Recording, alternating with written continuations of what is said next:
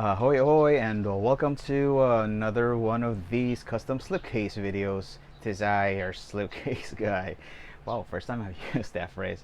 I'm taking advantage of a beautiful weather right now, all the natural light, so, I think it actually looks good. Especially with this new equipment, if you have noticed, we're um, new camera, new everything. Well, except for my old trusty board here. Okay, well, this is the X-Men by Chris Claremont and Jim Lee Omnibus, volumes 1 and 2. These are the reprints that were released. Was it a couple? Was it a couple? Ooh, okay. Was it a couple of years ago? I forgot. But I remember this was the first time that these two books were reprinted in a long time, and for everyone who's a fan of this particular era of the X-Men, this is a great opportunity to finally own these things, because when these were first printed, and they they have gotten expensive over time, like because omnibuses don't necessarily get reprints. So finally, I got my hands on these, and essentially filling out holes in my collection, at least in reading order wise. So got these two, and I normally don't build slipcases for twin omnibuses. um, I think I made a concession with X-Men because the first volume isn't exactly that thick. If I yeah, if you watch my earlier video on the Preacher omnibus, you would notice that I did mention that I am not a fan of combining two books because they are too heavy. Thing is, they might collapse. So with this though, there are a couple more. I'm pretty sure that Daredevil omnibuses will receive the same treatment. I mean, I will show in a later video the Daredevil by Bendis omnibus, but this is X-Men, and the only other, well, Marvel did officially release a double book omnibus, the Dark Tower omnibus. I think there were like, how many volumes were there? uh, the Gunslinger Born, and then the Gunslinger, and then I think they also did a double thingy for the stand. I can't remember if it's a single or a double, but anyway, here's X-Men, and let me just show you the book covers first. I'm not gonna flip through the pages because these things are heavy as F. So these,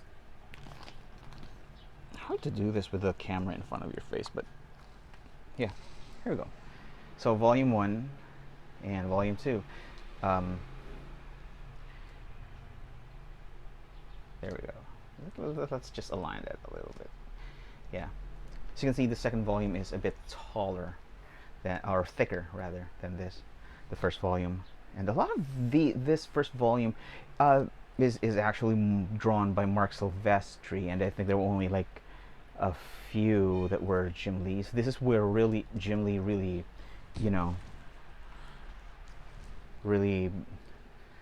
cut loose. So thing is, I liked this cover so much that the slipcase also has that same artwork, although without the text. Well, you could see Magneto's device or whatever on his head, and then I wanted to give it that same look, the same border. So yeah, you know and then you got the spine. This is the cover I can't remember which issue this was from, but let me give you a closer look right there. Yeah, I was able to find a black and white, or rather the line art version of this, so I just flipped it and gave it a red color, and as you can see, I combined it. So you got with Marc Silvestri on volume 1, Whilce Portacio on volume 2. So combine it here. Marvel logo, which I am aware that this is not how Marvel does their logos anymore, but I didn't really like giving it a red border. So anyway, this was the art for volume 2, or rather volume 1. This is volume 2, and this is a promotional art for Mutant Genesis. As you can see, it's Magneto and the blue team. And funny thing is, both, and I didn't consciously do select art to both have Magneto on it, but I guess it's because these pieces were just the same, or rather of the same quality. I couldn't really find a really good.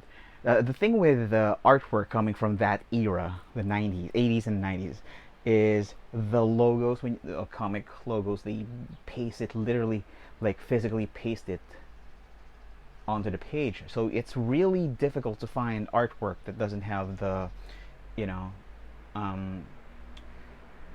textless artwork.